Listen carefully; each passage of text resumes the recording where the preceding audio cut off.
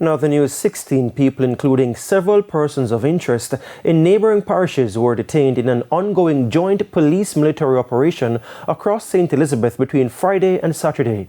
Police are targeting migrating criminals, people suspected of lottery scamming, among other crimes. Carrie Simpson reports.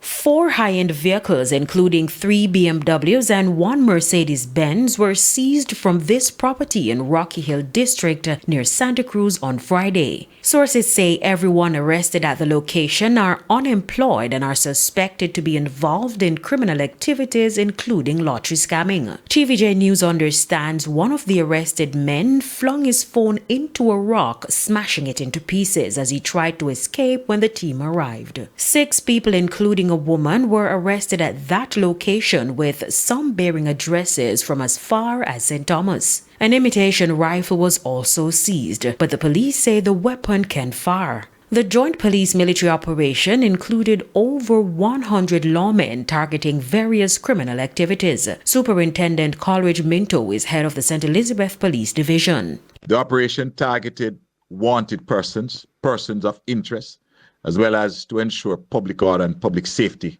were maintained. TVJ News understands that a wanted man from neighboring St. James was arrested in another operation on Saturday. A team from the Island Traffic Authority, the St. Elizabeth Municipal Police and the K9 Division were involved in that operation.